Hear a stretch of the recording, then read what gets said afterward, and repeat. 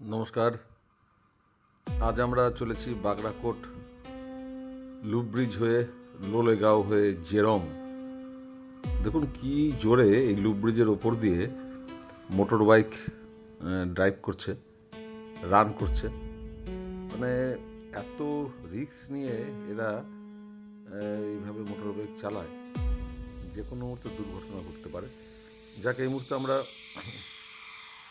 Loop ব্রিজের ওপর দিয়েই আমরা এগিয়ে চলেছি, জলপাইগুড়ি থেকে ওদলাবাড়ি হয়ে বাগড়াকোট, বাগড়াকোট থেকে লুপ ব্রিজ হয়ে চুইখিম পার করে আমরা এগিয়ে যাব লোলেগাঁও। লোলেগাঁও থেকে 1.5-2 কিলোমিটার গেলে পরে পাবো হচ্ছে আপনার জেরোগেন রাস্তা। সেখানে আপনার ডাবলিং বলে একটি জায়গা আছে, যেখানে ভিউ পয়েন্ট আছে এবং আইও আছে ছোটদের।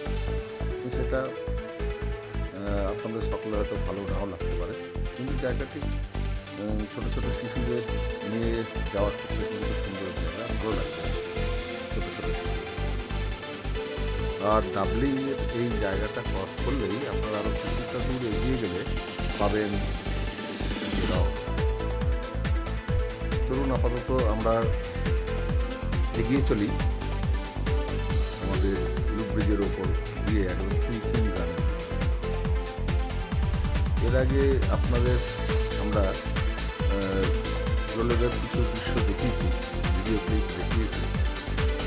আজকে আমরা আপনাদের সামনে একটি অজানা পাহাড়ি গাঁও, পার্বত্য অঞ্চল, এবং সেটা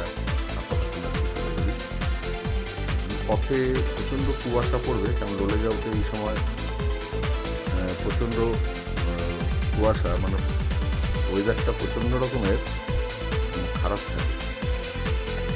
প্রায় 5,000-6,000 ফিট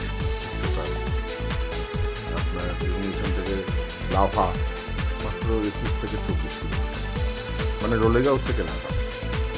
চলুন দেখুন, আমরা এখন রকি জোনের মধ্যে দিয়ে যাচ্ছি, পথের অপরূপ দৃশ্য।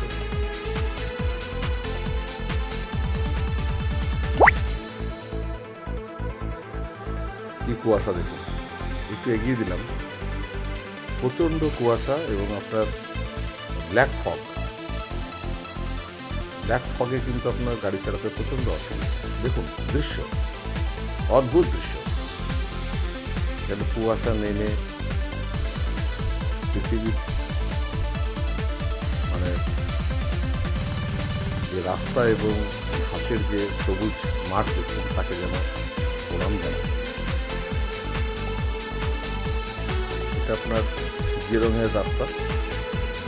আপনার লোলেগাঁও পেরিয়ে ডাবলিংয়ের থেকে একটু হলেই জেরংয়ের রাস্তা পড়বে। রাস্তা ভালো না, কুয়াশা দেখুন, মানে অদ্ভুত, প্রচণ্ড কুয়াশা।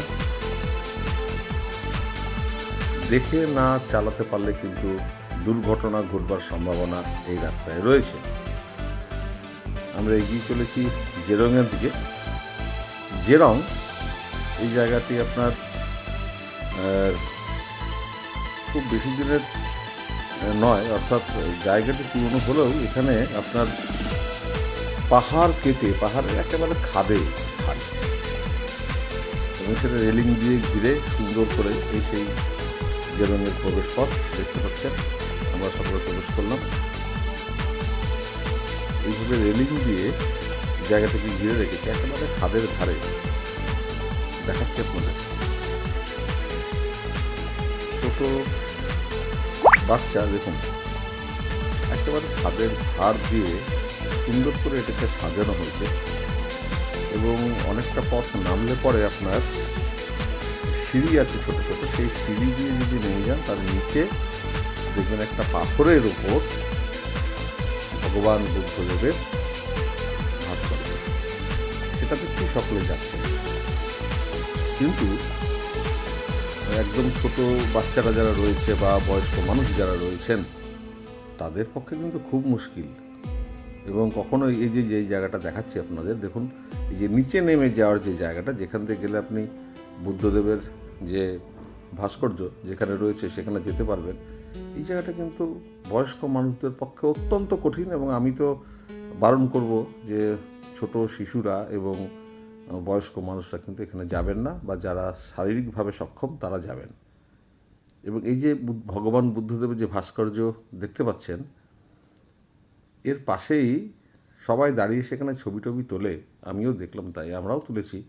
কিন্তু খুব রিস্কি জোন, মানে একটু এদিক ওদিক হলে কিন্তু আপনি একেবারে খাদে পড়ে যাবেন।